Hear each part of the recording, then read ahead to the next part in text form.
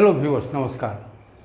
पिछले क्लास में हम लोग जाने थे कि हाई लेवल लैंग्वेज क्या होता है और ये कैसे काम किया और इसके चलते कैसे ये पॉपुलरिटी बढ़ गया और इसमें एडवांटेज और डिसएडवांटेज तो नहीं हम ही जाने थे, लेकिन मैंने कंपाइलर के बारे में जाने थे, इंटरप्रेटर के बारे में एडवांटेज भी जाने थे हम लोग। आज हम लोग शुरू कर रहे हैं एक नया लैंग्वेज। जो डिसएडवांटेज था कि इसके साथ there is a limitations of programming. Limitation के चलते इसमें एप्लीकेशन प्रोग्राम का ही डेवलपमेंट हाई लेवल लैंग्वेज में होता था। सिस्टम प्रोग्रामिंग के लिए अभी भी असेंबली लेवल लैंग्वेज में ही डिपेंडेंसी थी। तो ये असेंबली लेवल लैंग्वेज जो है इसमें ही सिस्टम प्रोग्राम डेवलप किया जाता था। सिस्टम का मतलब है कि नए तरह से हम हार्डवेयर को मैनिपुलेट कर सकें और एक नए माने जैसे चाहें हम हार्डवेयर को मैनिपुलेट कर सकें। ये नहीं है कि हमको एक बाउंडेज है कि इसी में हमको करना है, नहीं, हम जैसे चाहें वैसे मैनिपुलेट कर सकें। तो इसके लिए असेंबली लेवल लैंग्वेज जो है वो यूज किया जाता था। बाद में ये जो है केन थॉमसन चाहे मार्टिन एमरिची ये प्रोग्रामिंग कर रहे थे जिसमें यूनिक्स ऑपरेटिंग सिस्टम में जो है उसमें कुछ बदलाव करने की ज़रूरत उनको महसूस हुई। तो वो जो है अब माने जो हाई लेवल लैंग्वेज में काम कर रहे थे और उसको बदलाव ऑपरेटिंग सिस्टम में करना था, तो इसके लिए असेंबली लेवल लैंग्वेज का यूज करना पड़ा। तो उन्होंने सोचा कि हमको जब इतना प्रॉब्लम हो रहा है तो जनरल पीपुल जो प्रोग्रामिंग करते हैं उनको कितना प्रॉब्लम होता होगा कि हाई लेवल लैंग्वेज में एप्लीकेशन प्रोग्राम डेवलप कर रहे हैं। कभी बाय द वे अगर ऑपरेटिंग सिस्टम अगर चेंज करना हो तो उसके लिए हमको असेंबली लेवल लैंग्वेज में डिपेंडेंट रहना पड़ता था। तो इसी के लिए एक उन्होंने सोचा कि एक नया लैंग्वेज डेवलप किया जाए जिसमें ये जो है हार्डवेयर का सिंप्लिसिटी हो, हाई लेवल लैंग्वेज का सिंप्लिसिटी हो और असेंबली लेवल लैंग्वेज का easy manipulation of the hardware हो और दोनों को कंबाइन किया जाए तो एक नया लैंग्वेज बन गया और वो है middle level language. Middle level language में simplicity of the high level language था और easy flexibility of manipulation of hardware था और वो दोनों को कंबाइन करके एक नया लैंग्वेज बना जिसको हम लोग मिडिल लेवल लैंग्वेज कहते हैं। तो मिडिल लेवल लैंग्वेज जो है ये middle level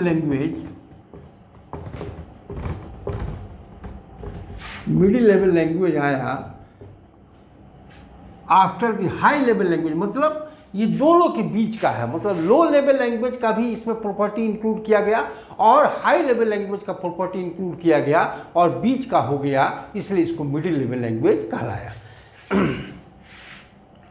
for developing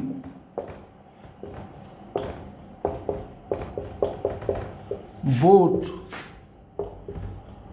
application program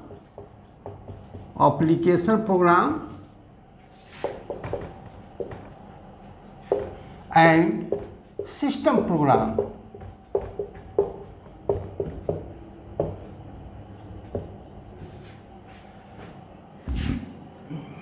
a common language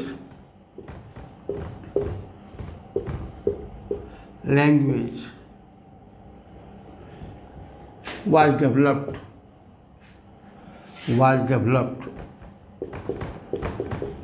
which consists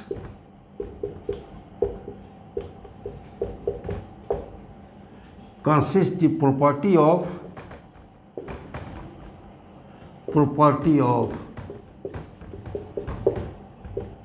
simplicity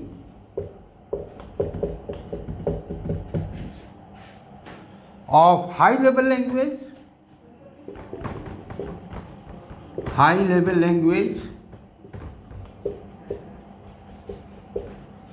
and flexibility of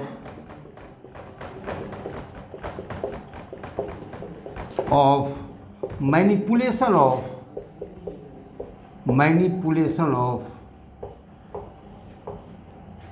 low level language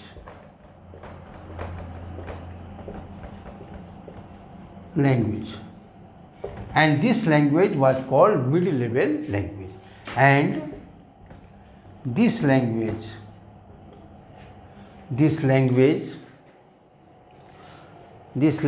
was called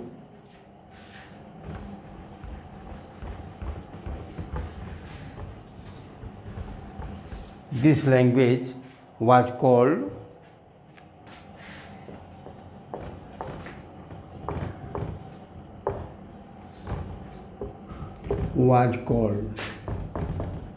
middle level language.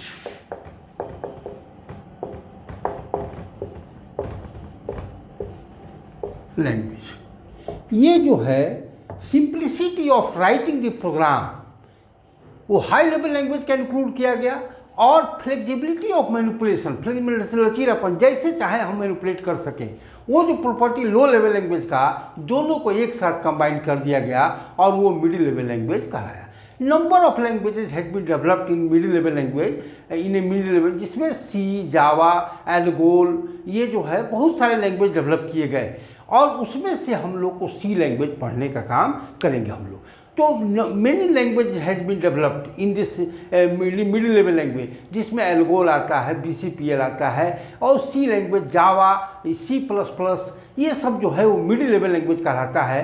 क्यों? क्योंकि इसमें दोनों काम हम कर सकते हैं, एप्लीकेशन प्रोग्राम भी डेवलप कर सकते हैं, और साथ साथ जो है वो सिस्टम प्रोग्रामिंग भी हम लोग डेवलप कर सकते हैं। इस तरह से है। अब हम लोग ये जाने कि इसी में जो है सी लैंग्वेज जो है वो कैसे शुरुआत हुआ। तो ये जो है many language,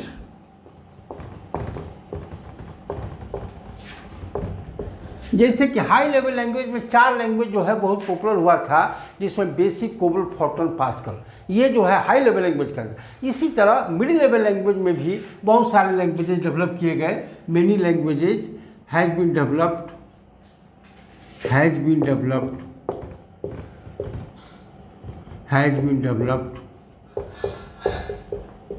in middle level language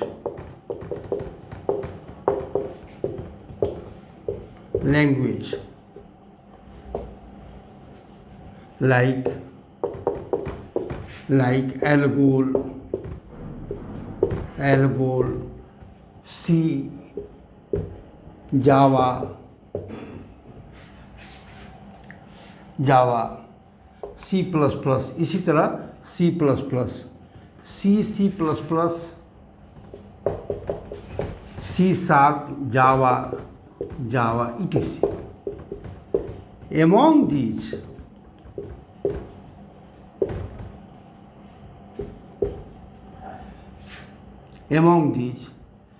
C language was first language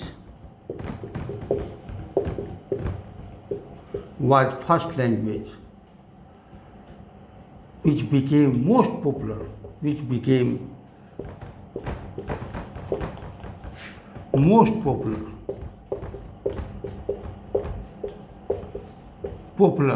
language. Popular, and it is called, और इसको कहा जाता है called mother language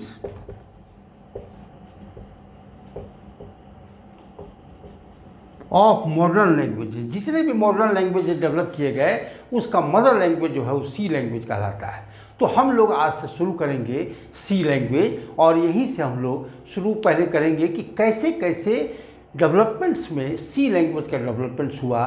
तो evolution of the C language हम लोग डिस्कस अब शुरू करेंगे कि कैसे सी लैंग्वेज का डेवलपमेंट हुआ। तो ये हम लोग आज से शुरू करेंगे, और उसके बाद जो है सी लैंग्वेज को हम लोग डिटेल में डिस्कस करेंगे। सी लैंग्वेज सीख जाने के बाद ये सारे लैंग्वेजेज आसान लगने लगेंगे, इसलिए जो है इसमें थोड़ा सा ज़्यादा मेहनत करना है कि सी लैंग्वेज समझ में आ जाए। और इसके बाद जो है अदर लैंग्वेज इसी पर डिपेंडेंट है, इसी पर बहुत सारे इसके मतलब बेस बन जाएगा और सब लैंग्वेजेस के लिए। तो ये जो है हम लोग आज शुरू करेंगे evolution of the C language. Actually में सी लैंग्वेज अब हम लोग स्टार्ट करेंगे सी language,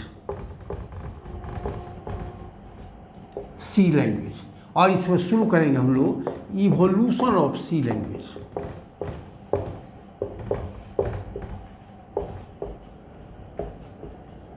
evolution of C language मतलब कैसे विकास हुआ। शुरू में 1960 में सबसे जो पहला पॉपुलर बने जो आया वो था एल्गोल लैंग्वेज। हालांकि ये यूएसए में पॉपुलर नहीं हुआ, यूरोप में ज़्यादा पॉपुलर था। तो यूएसए में ये जो है 1960 में पहला जो है एल्गोल लैंग्वेज डेवलप हुआ, जो कि एक ब्लॉक स्ट्रक्चर्ड लैंग्वेज के रूप में इसको डेवलप किया गया था। लैंग्वेज में भी कई तरह के आए, बाद में हम लोग ये कभी इसको डिस्कस करेंगे, जिसमें मोनोलिथिक फ्लैग प्रोग्रामिंग था, उसके बाद जो है वो प्रोसीड्यूरल प्रोग्रामिंग आया, प्रोसीड्यूरल के बाद स्ट्रक्चरल प्रोग्रामिंग आया। तो स्ट्रक्चरल प्रोग्रामिंग में 1960 में सबसे ज़्यादा अगर मैंने बेस दिया स्ट्रक्चरल प्रोग्रामिंग का, वो था एल्गोल लैंग्वेज 1960 में। और 1960 में एल्गोल लैंग्वेज जो है वो डेवलप किया गया था। इसके बाद जो है 1967 में करीब जो है वो जो है इसी एल्गोल के आधार पर एक BCPL लैंग्वेज जो है वो डेवलप किया गया था, बेसिक कंबाइंड प्रोग्रामिंग लैंग्वेज जो है। और उसके बाद जो है BCPL और एल्गोल, उसके बाद जो है एल्गोल और BCPL पर डिपेंड होकर के एक नया लैंग्वेज बना था, वो B लैंग्वेज आया था। और B लैंग्वेज के बाद जो है वो C लैंग्वेज आया है। तो हम लोग इवोल्यूशन में यही शुरू करेंगे कि ये जो है in 1960 ALGOL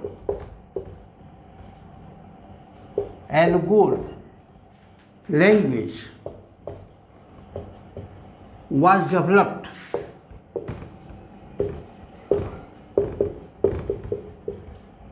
as a block structured language, block structural language,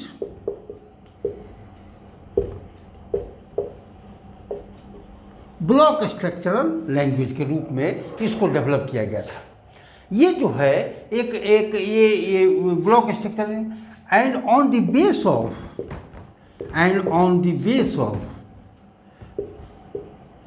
base of this language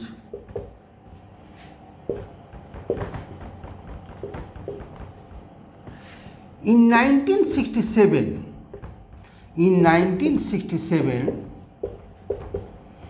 BCPL language, BCPL जिसको कहते हैं हम लोग basic combined programming language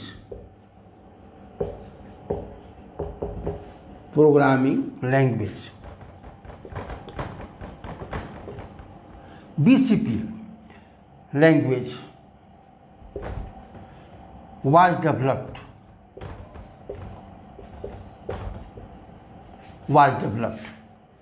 BCPL language जो है वो डेवलप हुआ था इन 1967 पर, यही एल्गोल पर बेस होकर के।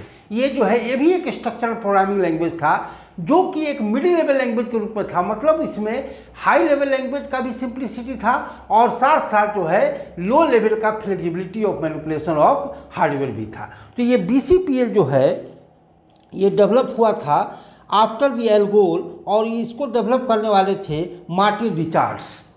was developed by Martin Richards।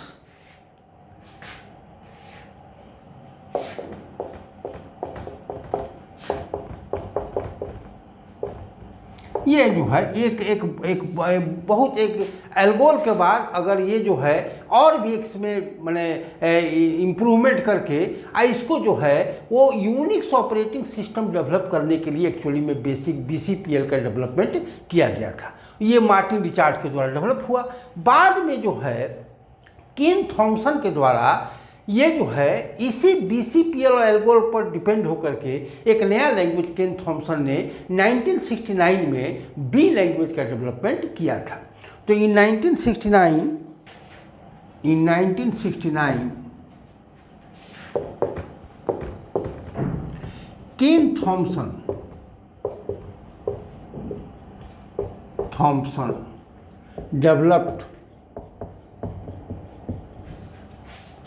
developed B language on the base of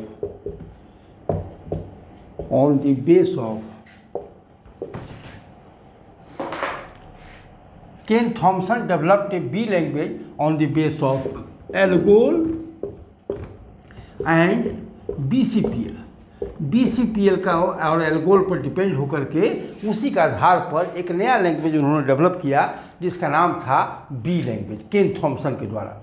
इसके बाद जो है ये 1971 के करीब में एक डेनिस एमरिची थे जो कि एक PDP के 11 कंप्यूटर पे काम कर रहे थे। उसी समय उनको जो है वो ऑपरेटिंग सिस्टम में कुछ बदलाव करने की जरूरत पड़ी थी और एप्लीकेशन प्रोग्राम भी डेवलप कर रहे थे। उसी समय ये जो है ये बी लैंग्वेज को ही उन्होंने चुना और इसी के बेस पर ALGOL, BCPL and B language के बेस पर एक नया लैंग्वेज डेवलप किया उन्होंने और वो था सी लैंग्वेज। बी के बाद जो है वो सी आया और सी लैंग्वेज जो है ये जो है 1970 के करीब में डेनिस एमरिची ने ये डेवलप किया था। तो इन 1970 करीब में इन 1972 भी कर सकते हैं इसको, क्योंकि कुछ समय लग गया था इसको डेवलप करने में। तो 1972 डेनिस एमरिची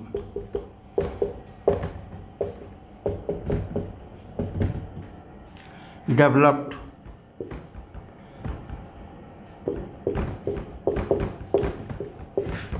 a new language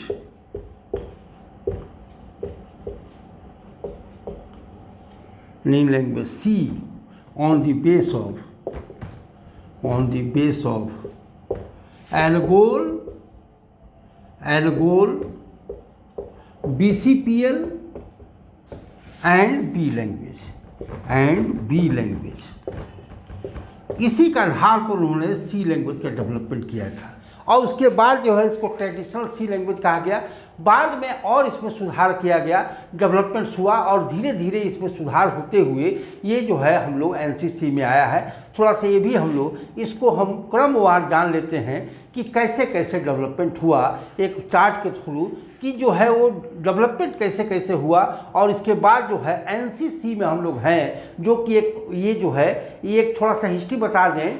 ये जो है सी लैंग्वेज हुआ शुरू में ये लैंग्वेज जो है वो यूनिक्स ऑपरेटिंग सिस्टम के साथ इसको जो है वो सप्लाई किया जाता था कि यूनिक्स ऑपरेटिंग सिस्टम में कुछ बदलाव करने की ज़रूरत पड़ी तो ये जो है ये लैंग्वेज जो है उसमें इंक्लूड कर दिया जाता था इसी में। तो एक स्पेसिफिक लैंग्वेज के रूप में हुआ करता था। बाद में इसका जो प्रॉपर्टी था इतना पॉपुलर हुआ कि इसको लोग सोचे कि क्यों ना हम एक स्टैंडर्ड लैंग्वेज जो है इसको डेवलप किया जाए। तो NC ने एक कमेटी इस्टेब्लिश किया 1983 में, समर 1983 के करीब में। और वो जो कमेटी जो है वो 6 इयर्स लिए और 1989 के करीब में एक स्टैंडर्ड सी लैंग्वेज के रूप में उन्होंने एक लैंग्वेज डेवलप किया और उसका रिपोर्ट सबमिट किया। एक स्पेसिफिक कंपाइलर उसके लिए डेवलप किया गया और 1990 में उसको NC ने रिलीज़ किया with the name of NCC language. और तब से जो है एक स्टैंडर्ड लैंग्वेज जो है स्टैंडर्ड लैंग्वेज का मतलब है कि ये जनरल पर्पस के लिए ये लैंग्वेज बन गया, जो कि पहले स्पेसिफिक पर्पस के लिए हुआ करता था। यूनिक्स ऑपरेटिंग सिस्टम में चेंज करने के लिए इसमें इसका यूज किया जाता था। बाद में एक स्टैंडर्ड लैंग्वेज जब बन गया तो ये किसी ऑपरेटिंग सिस्टम पर इसको रन किया जा सकता था। कोई भी ये जो है प्रोग्राम इस पर डेवलप किया जाता था, कोई भी एप्लीकेशन प्रोग्राम भी डेवलप किया जाता था। और ये जो है सिस्टम प्रोग्रामिंग में भी इसको जो है इस लैंग्वेज का यूज किया जाने लगा सिस्टम प्रोग्राम डेवलप करने के लिए। इस तरह से 1990 के बाद सी लैंग्वेज एक कॉमन लैंग्वेज बन गया और एक मोस्ट पॉपुलर लैंग्वेज बन गया। तो ये जो है कैसे कैसे डेवलपमेंट हुआ तो ये हम लोग थोड़ा सा एक फिगर के थ्रू इसको हम लोग डिस्कस कर लेते हैं। तो ये 1960 के करीब में एल्गोल लैंग्वेज जो है वो डेवलप हुआ था, एल्गोल। इसके बाद जो आया इसी एल्गोल के आधार पर BCPL जो है आया और ये 1969 के करीब BCPL लैंग्वेज आया। 1967 और उसके बाद जो है BCPL के बाद B लैंग्वेज आया, ये 1970 के करीब में। और ये जो है अभी बता रहे हैं कौन कौन डेवलप किए। उसके बाद जो है ये ट्रेडिशनल सी लैंग्वेज, जो कि पहले जो है ये जो है ट्रेडिशनल सी लैंग्वेज कहलाया, और वो जो है 1972 में आया। 1972 में ट्रेडिशनल सी आया, सी आया। इसके बाद जो है 1978 में RC आया, K&R। 1978 में K&R आया, K&R आया। उसके बाद जो है और 1989 में ये जो है NCC आया। 1989 में NCC आया,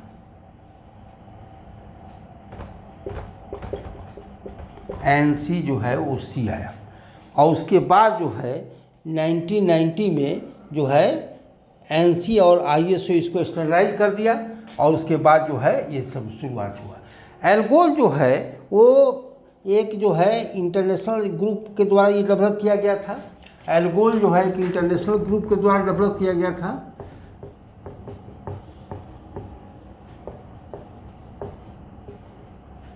ये जो है BCPL जो है वो मार्टिन रिचार्ड्स के द्वारा डेवलप किया गया था।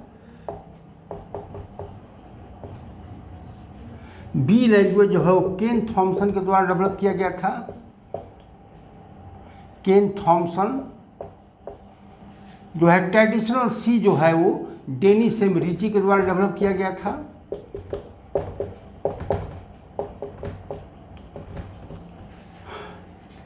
और ये जो है कर्निंघम K&R का मतलब हुआ कर्निंघम एंड रिची के द्वारा जो है वो डेवलप किया गया।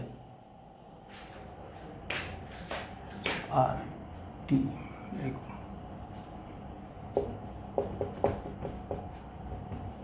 और ये जो है K&R इसलिए कहा गया कि कर्निंघम एंड रिची ने और भी इसमें सुधार किया, और 1970 आया तो इसका नाम दिया गया कर्निंघम एंड रिची। और जो है NCC जो है वो NC मतलब हुआ अमेरिकन नेशनल स्टैंडर्ड इंस्टीट्यूट। ये जो है यही रिलीज किया, यही एक कमिटी इस्टेब्लिश किया था, और वो NCC आया। उसके बाद जो है ISO के द्वारा भी, इंटरनेशनल स्टैंडर्ड ऑर्गेनाइजेशन के द्वारा भी इसको अप्रूव किया गया, और ये 1990 में जो है वो सबसे स्टैंडर्ड लैंग्वेज के रूप में इसको रिलीज़ किया गया। और उसके बाद बहुत सारे डेवलपमेंट सी लैंग्वेज में हुए। तो ये जो है 1990 में एक NC और ये जो है NC और ISO दोनों कहा गया, NC and ISO C language कहा गया 1990 में। क्योंकि ये जो है ये NC तो अप्रूव किया ही था, इंटरनेशनल स्टैंडर्ड ऑर्गेनाइजेशन के द्वारा भी ये अप्रूव हो गया। तो ये जो है NC एंड ISO का मतलब हुआ इंटरनेशनल स्टैंडर्ड ऑर्गेनाइजेशन के द्वारा। इस तरह से ये पॉपुलर ये लैंग्वेज जो है वो डेवलपमेंट हुआ। और स्टार्टिंग फ्रॉम 1960 टू 1990 30 ईयर्स लगे इसको एक स्टैंडर्ड लैंग्वेज के रूप में आने में। मतलब कि एल्गोल से शुरू हुआ, उसका बाद BCPL, उसका बाद बी लैंग्वेज, उसका ट्रेडिशनल से, उसका K&R, माने K&R कहा गया क्योंकि कर्निंघम एंड रिची के द्वारा ये और भी इसमें सुधार किया गया। और इस तरह से 1990 में इसका स्टैंडर्ड सी लैंग्वेज। अब ये सी लैंग्वेज जब स्टैंडर्ड लैंग्वेज बन गया तो इसकी पॉपुलैरिटी बहुत बढ़ गई। इसके पीछे कुछ कारण भी थे। क्यों इतना ये पॉपुलर लैंग्वेज बन गया, इसके कारण थोड़ा सा जान लें, और तब जो है हम लोग सी लैंग्वेज में चले जाएंगे कि कैसे प्रोग्रामिंग उसमें किया जाता है। तो ये main features of the C language क्या है? ये जो है main features of C language, features of C language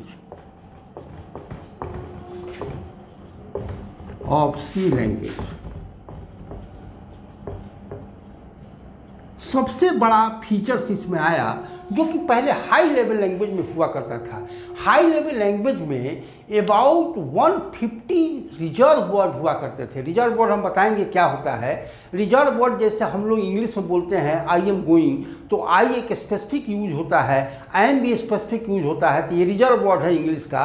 तो उसी तरह हाई लेवल लैंग्वेज में भी रिजर्व वर्ड हुआ करता था, और वो रिजर्व वर्ड जो है 150 से 200 तक हुआ करता था।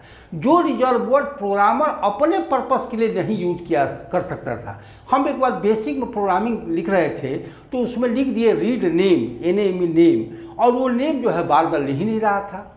तो ये जो हमको ये एक हुआ कि क्यों नहीं ले रहा है, ये नेम जो है हम चाह रहे थे कि स्टूडेंट्स नेम के रूप में, वेरिएबल के रूप में दें, तो वो जो नेम नहीं ले रहा था। तो बाद में हम देखें कि नेम एक रिजर्व वर्ड था जो किसी फाइल का नाम बदलने के लिए यूज होता था, और उसी नेम को हम एस नेम कर दिए तो ले लिया वो। तो कहने का मतलब है कि बहुत सारे रिजर्व वर्ड हुआ करते थे, जिसके चलते प्रोग्रामर को दिक्कत हुआ करता था कि ये हमको रिजर्व वर्ड में वो नाम, रिजर्व वर्ड एक ऐसा वर्ड था जो कि प्रोग्रामर अपने पर्पस के लिए उसको यूज नहीं कर सकता था। तो ये बहुत ध्यान देना पड़ता था कि कौन कौन रिजर्व वर्ड है, और 200-250 रिजर्व वर्ड हो तो उसमें अपना नाम देने में बहुत दिक्कत होता था। तो ये दिक्कत को दूर किया सी लैंग्वेज ने। सी लैंग्वेज में मात्र 32 कीवर्ड्स मतलब रिजर्व वर्ड हुआ करते थे, जो कि स्मॉल केस में लिखा जाता था। अगर उसी को कैपिटल केस में लिख दिया जाए तो रिजर्व वर्ड नहीं होता था। तो ये एक बहुत बड़ा बेनिफिट मिला।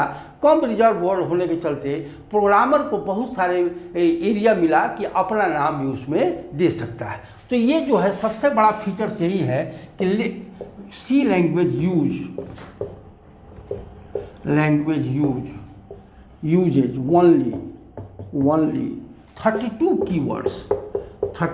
कीवर्ड्स। ये पहला फीचर्स इसमें था जो कि प्रोग्रामर के लिए बहुत सूटेबल था। दूसरा था कि इस समय जैसे कोबल लैंग्वेज में प्रोग्रामिंग करते थे, एक थोड़ा सा उसमें डॉट अगर इधर उधर हो गया, स्पेस में आ गया तो एरर बताता था। पैराग्राफ लिखना है, पैराग्राफ नेम लिखना है तो 8th कॉलम से था, उसका स्टेटमेंट लिखना है तो 12th कॉलम से था, थोड़ा सा कॉलम इधर उधर हो गया उसमें भी एरर बताता था। तो ये सब फॉर्मेलिटी जो है इसमें बहुत हद तक दूर कर दिया गया सी लैंग्वेज में। तो ये जो है दूसरा इसमें फीचर्स था कि देयर इज नो फॉर्मेलिटीज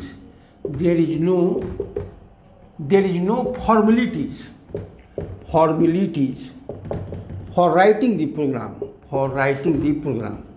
ये सब जो है क्यों हम ये जानने जा रहे हैं कि क्यों सी लैंग्वेज इतना पॉपुलर हो गया among the professionals, formalities in writing program. COBOL language इसके पहले हुआ करता था, उसमें बहुत सारे फॉर्मेलिटीज थे लिखने के लिए, जो कि डॉट देना है, कहाँ से शुरू करना है, कहाँ एंड करना है, ये सब। लेकिन इसमें बहुत सारे फॉर्मेलिटीज हटा दिए गए, तो इसके चलते प्रोग्रामर को आसान हो गया लिखना। तो थर्ड इसमें था कि ये दोनों क्वालिटी रखता था, बिट मैनिपुलेशन भी हो सकता था, और जो है वो हाई लेवल लैंग्वेज का कैरेक्टर में भी हम लोग इसमें यूज कर सकते थे। ये था। तीसरा इसमें सबसे बड़ी खासियत ये थी कि सी लैंग्वेज एक कंपार्टमेंट में बटा हुआ रहता था। नंबर ऑफ फंक्शंस इसमें रहते हैं जो कि मिल करके पूरा प्रोग्राम, तो इसमें हम मॉडिफिकेशन बहुत आसानी से कर सकते हैं, उसमें हम एक्सटेंशन भी बहुत आसानी से कर सकते हैं। ये एक सबसे बड़ा खासियत थी कि C language, C program is made with group of functions and due to this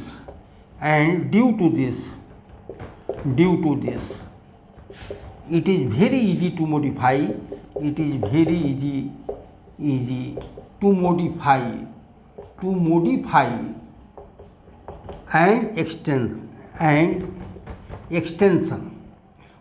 and to extend इसको एक्सटेंड भी कर सकते थे आसानी से, बहुत आसान तरीके से एक्सटेंड कर सकते हैं। It is more fast, it is more portable, ये ज़्यादा पोर्टेबल हुआ करता था और सब हाई लेवल लैंग्वेज के चलते। थोड़ा सा चेंज करना हो, लेकिन ये इसकी पोर्टेबिलिटी बहुत हाई थी अब इन respect of the high level language. ये तो हो गया कि ये जो है ये कंपार्टमेंट्स में बटा था। फंक्शंस का मतलब है एक ग्रुप ऑफ स्टेटमेंट, हम लोग बाद में डिस्कस करेंगे। और वो ग्रुप ऑफ स्टेटमेंट्स में लिखा रहता था, जब उसको कॉल किया जाता था तभी वो रन होता था, नहीं तो नहीं रन होता था। और जो है और इसके चलते हम नया फंक्शंस उसमें जोड़ सकते हैं आसानी से, किसी फंक्शंस को आसानी से हम रिमूव कर सकते हैं, इसलिए इसको मॉडिफाई करना बहुत ही आसान था, इसमें एक्सटेंशन करना बहुत ही आसान था। ये जो है ये थर्ड इसका फीचर्स था। फोर्थ फीचर्स है इसमें, इसका फोर्थ फीचर्स है ये सब फीचर्स इसको इतना पॉपुलर बना दिया। It is high portable, fourth features है it is high portable, high portable, high portable in respect of in respect of its ancestor language. Ancestor मतलब इसके जो पहले लैंग्वेज हुआ करता था उससे ज़्यादा जो है ये पोर्टेबल था। एंसेस्टर लैंग्वेज ये जो है ये खासियत थी। फिफ्थ ये था कि ये जो है पोर्टेबिलिटी इसकी बहुत हाई थी। इसका एक्सिक्यूशन भी मोर फास्ट था दैन दी प्रीवियस जो लैंग्वेज का प्रोग्राम लिखते थे उससे ज़्यादा फास्ट इसका प्रोसेसिंग हुआ करता था। तो ये जो है ये its execution is more fast, its execution is more fast, more fast than its ancestor, its ancestor. ये सब फीचर्स थे जो सी लैंग्वेज को इतना पॉपुलर बना दिए और आज के लैंग्वेज में ये मदर लैंग्वेज कहलाता है। सी लैंग्वेज को हम लोग डिस्कस करेंगे और इसी के बेस पर बहुत सारे लैंग्वेजेज जो है वो आएंगे जो कि हम लोग डिस्कस करेंगे। लेकिन सी लैंग्वेज अगर अच्छी तरह से पढ़ा जाए तो हमको और सब लैंग्वेज बहुत ही आसान लगने लगेगा। इसलिए सी लैंग्वेज को ध्यान से देखना है और इसको अगर कहीं प्रॉब्लम हो तो कमेंट लाइन में इसको लिखना है, उसको हम लोग डिस्कस करेंगे। और जो है इसको ये जो है इसके कॉन्सेप्ट को क्लियर करना है जिससे हम प्रोग्रामिंग लाइन में बहुत ही आगे बढ़ सकें। तब तक के लिए धन्यवाद, थैंक यू।